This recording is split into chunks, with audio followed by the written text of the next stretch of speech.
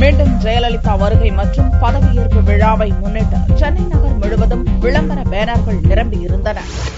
ஜெயலலிதா பதவியேற்பு விழாவை முன்னிட்டு சென்னை நகரம் முழுவதும் விளம்பர பேனர்கள் ஏராளமாக வைக்கப்பட்டிருந்தன. மெரினா கடற்கரை முழுவதும் மட்டுமின்றி சைதாப்பேட்டையிலிருந்து அண்ணா சாலை வழியாக சென்னை பல்கலைக்கழகம் வரையில் விளம்பர பேனர்கள் வைக்கப்பட்டிருந்தன. ஜெயலலிதாவின் போயஸ் இல்லத்தில் துவங்கி தலைமைச் செயலகம் வரை தொடர்ச்சியாக பேனர்கள் ஆக்கிரமித்திருந்தன. பெரும்பாலான பேனர்கள் சாலைகளை ஆக்கிரமித்தும் நடைபாதைகளை கபளீகரம் செய்தும் வைக்கப்பட்டிருந்ததால் பாதசாரிகள் வாகன ஓட்டிகள் அவதிப்பட்டனர்.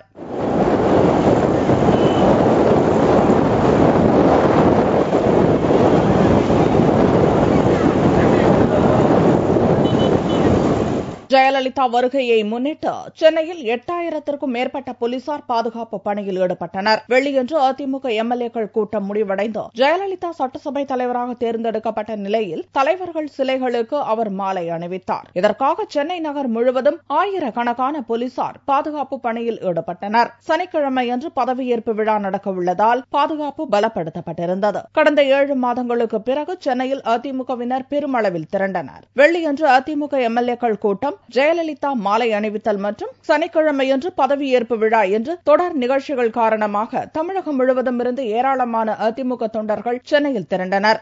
போயஸ் கார்டன், அதிமுக தலைமை அலுவலகம் மற்றும் தலைமைச் செயலக பகுதிகளில் ஏராளமான அதிமுகவினர் உற்சாகமாக வந்து சென்றனர். ஆட்டம் பாட்டம் கொண்டாட்டத்திற்கு குறைவில்லை.